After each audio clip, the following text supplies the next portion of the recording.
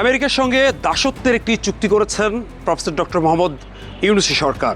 বিরোধীদের একটি শক্ত দাবি এটি, এবং সেই চুক্তিটি এখন বাস্তবায়ন শুরু করেছে তারেক রহমানের নেতৃত্বাধীন বিএনপি সরকার। কিভাবে সেটি আমি আপনাদেরকে বলি যে বাংলাদেশ এই মুহূর্তে জ্বালানির অভাবে চরম একটা দুর্ভিক্ষের মধ্যে রয়েছে।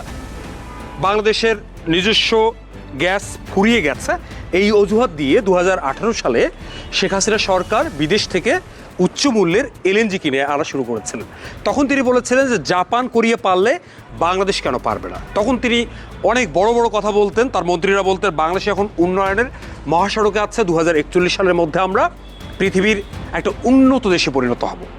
কিন্তু সেটা কি হয়েছে এটা তো আপনারা এখন জানেন, তাই না? এখন উন্নত সিঙ্গাপুর হয়েছি, কানাডা হয়েছি, নাকি এখন হচ্ছে আমরা ঘানা বা উগান্ডা হয়েছি, সেই বিচারটা আপনারাই ভালো জানেন। এই যে ঘানা বা উগান্ডার যে প্রশ্নটা আসলো, কেন হলাম আমরা, এটা হবার পেছনে শেখ হাসিনা একটা বড় ধরনের বিস্ফোরণ তৈরি করেছিলেন। সেই বিস্ফোরণটা হলো বিদেশ থেকে উচ্চ মূল্যের জ্বালানি কিনে আনা শুরু করেছিলেন তিনি, নিজস্ব তেল গ্যাস অনুসন্ধান প্রায় বন্ধ করে দিয়ে।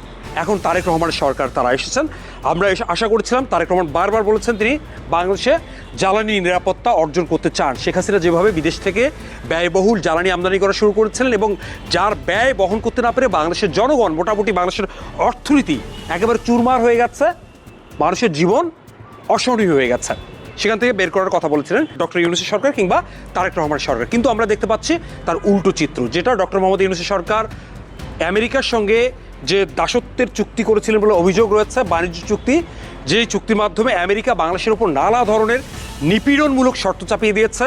তারা বলেছে যে আগামী 15 বছরে আমেরিকা থেকে গম কিনতে হবে উচ্চ মূল্যে, কৃষিজ পণ্য কিনতে হবে উচ্চ মূল্যে, এবং সবচেয়ে বড় কথা আগামী 15 বছরে $15 বিলিয়ন হলো জ্বালানি কিনতে হবে, মানে এলএনজি কিনতে হবে। আপনারা চিন্তা করেন যে বাংলাদেশ থেকে আমেরিকার দূরত্ব কত দূর?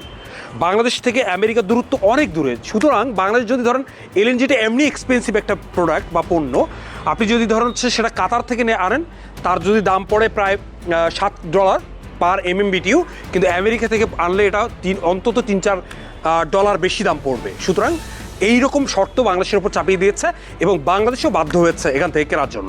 দুদিন আগে প্রথম আলো একটি খবর প্রকাশ করেছে, তারা বলছে যে এই যে আমেরিকা বাংলাদেশের উপর যে শর্ত চাপিয়ে দিয়েছে তারই একটা অংশ হিসেবে আমেরিকার একটা কোম্পানি গানভর্ড ইউএসএস LLC, সেই কোম্পানি থেকে আগামী 13 বছরে 78টি এলএনজি কার্গো কিনবে হলো বাংলাদেশ সরকার।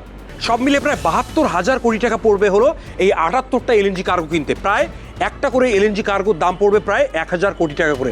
কল্পনা করুন, বাংলাদেশের যে মাটির নিচে গ্যাস রয়েছে, সেই গ্যাস খনন, একটা কূপ খনন করতে আমাদের যে রাষ্ট্রীয় কোম্পানি রয়েছে বাপেক্স, তারা প্রায় ব্যয় করে প্রায় 70 থেকে সর্বোচ্চ 90 কোটি টাকা পর্যন্ত। একটা কূপে যদি আমরা গ্যাস পাই তাহলে সেটি প্রায় 3-4 বছরের জন্য আমাদের হলো জ্বালানির যে নিশ্চয়তা সেটা প্রদান করে। কিন্তু আমেরিকা থেকে যদি 1,000 কোটি টাকা দিয়ে একটা এলএনজি কার্গো আমরা নিয়ে আসি, বাংলাদেশের যে গ্যাসের চাহিদা তা একদিনও পূরণ করতে পারবে না। আমরা দেখেছি শেখ হাসিনার জমানায় শেখ হাসিনা সামিট গ্রুপকে ব্যবসা দিয়েছিলেন, যেখানকার মালিক ছিলেন তার ছেলে সজীব ওয়াজেদ জয় বলে আমরা দাবি করা হয়। সজীব ওয়াজেদ জয় পেছনে প্লেয়ার ছিলেন এই সামিট গ্রুপের, সামনে ছিলেন আজিজ খান। এই সামিট গ্রুপকে দিয়ে তিনি জাপানের সঙ্গে ডিল করে, জাপানের জেরার সঙ্গে ডিল করে তারা হচ্ছে বাংলাদেশে এলএনজি ব্যবসা করেছেন, পাওয়ার সেক্টরে ব্যবসা করেছেন, ক্যাপাসিটি চার্জের হাজার কোটি টাকা তারা নিয়ে গেছেন। এখনও সামিট গ্রুপ এই ব্যবসা করে যাচ্ছে। সামিট গ্রুপ বাংলাদেশে এখনও পর্যন্ত প্রায় 500 মিলিয়ন ঘনফুট প্রতিদিন গ্যাস সরবরাহ করছে। এখন আমেরিকার সঙ্গে এই যে ডক্টর মোহাম্মদ ইউনূসী করা সেই চুক্তির আওতায় বিএনপি সরকার আমেরিকা থেকে যে পরিমাণ এই যে এলএনজি কেনার কথা বলছে, তারা সেই এলএনজির চুক্তিটা কি তাহলে আবার ওই শেখ হাসিনার মতোই আবারও কি কেউ কোনো হিডেন প্লেয়ার এই ব্যবসাটা করছে? বর্তমান সরকারের আমেরিকান ঘেঁষা নীতি নিয়ে কিন্তু বড় ধরনের সমালোচনা রয়েছে। এখন আসলে কোনটা হচ্ছে? আর সবচেয়ে বড় কথা হলো, আপনারা জানেন যে বাংলাদেশের এই মুহূর্তে যে ক্রাইসিসটা হয়েছে সেটা শুধুমাত্র এই জ্বালানি আমদানি নির্ভরতার কারণে। যদি আমরা নিজস্ব গ্যাস অনুসন্ধান করতাম, আমাদের যে দেশের মধ্যে যে সৌর বিদ্যুতের সম্ভাবনা রয়েছে, নবায়নযোগ্য জ্বালানির যে সম্ভাবনা রয়েছে, সেগুলো যদি প্রপারলি সরকার কাজে লাগাতে পারতো, নিঃসন্দেহে এই যে বহির্বিশ্ব থেকে এই বিপুল দাম দিয়ে এই বিপুল পরিমাণ দুর্নীতির সুযোগ তৈরি করে এত পরিমাণ এই এলএনজি আমদানি করতে হতো না। আমরা দেখেছি শেখ হাসিনা সরকার এগুলো কিন্তু তোয়াক্কা করতো না, কিন্তু বিএনপি সরকারও যে একই পথে হাঁটবে, শেখ হাসিনা দেখানো পথে হাঁটবে, সেটা কিন্তু সবচেয়ে আশ্চর্যজনক বা সবচেয়ে অবাক করার মতো তথ্য।